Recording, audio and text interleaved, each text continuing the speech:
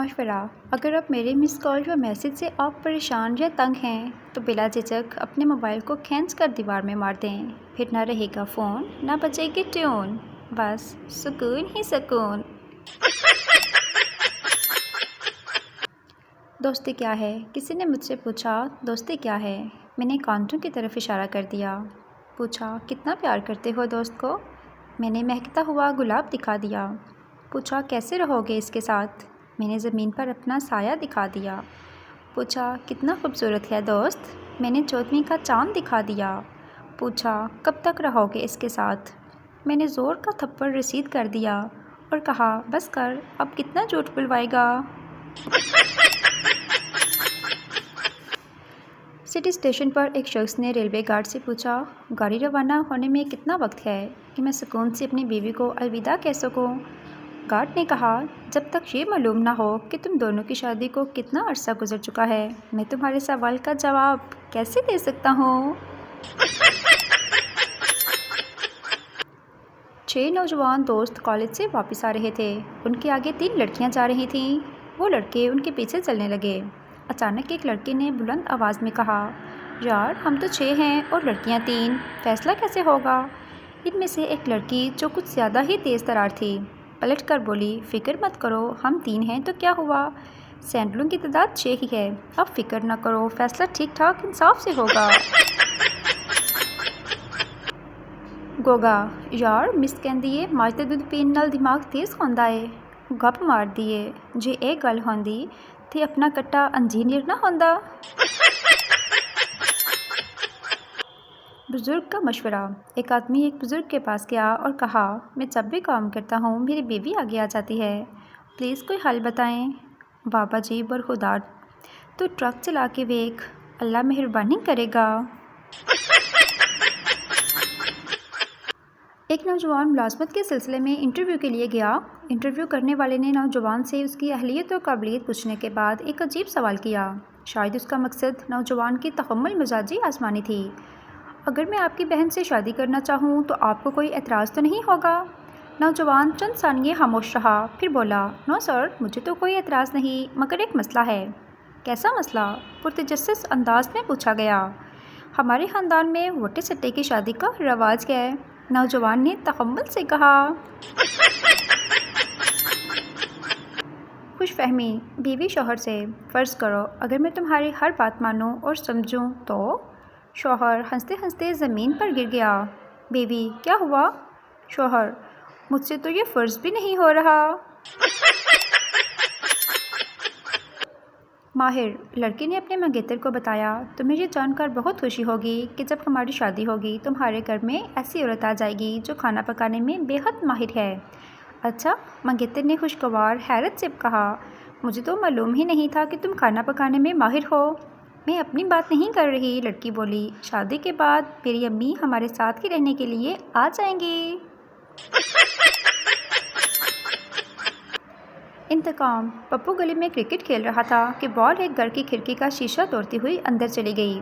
घर के मालिक अदील साहब ने बच्चों को गेंद वापस नहीं की। अगले दिन अदील साहब अपनी बेगम के साथ पार्क में टहल रहे थे।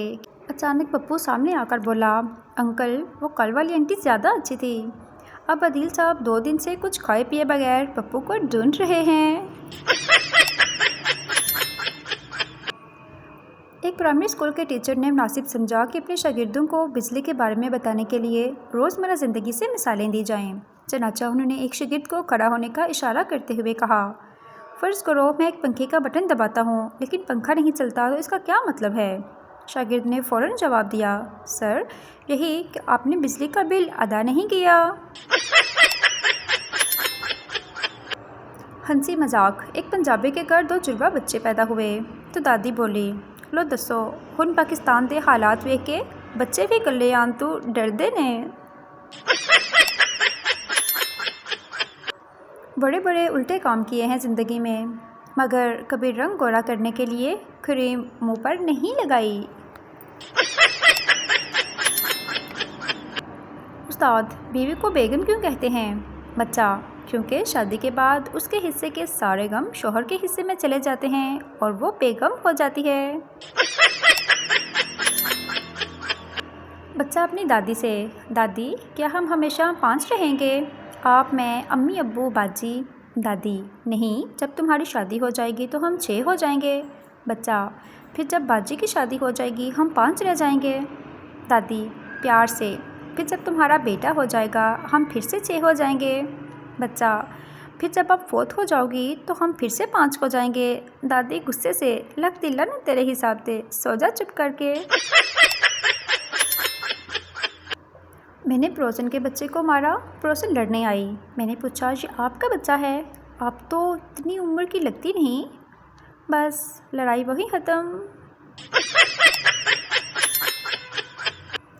बेगम साहिबा शौहर से, आज की हमारी शादी की 12वीं सालगिरह है, हमें क्या करना चाहिए? शौहर ठंडी सांस लेते हुए, बेगम आओ इस अजीम हादसे की याद में 5 मिनट की खामोशी इख्तियार करें। जब से रोटियां बनाना सीख रही हूँ दुनिया का कोई मुल्क नहीं बचा जिसका नक्शा ना बनाया हो। दुनिया के हसीन तरीन लोग ही मेरी पोस्ट पर रिएक्ट करते हैं। अब आप लोगों की खूबसूरती आपके हाथ में है। अम्मी को सिर्फ एक गलती मिल जाए तो पिछले 1000 सालों के संगीन गुनाह भी याद दिला देती हैं।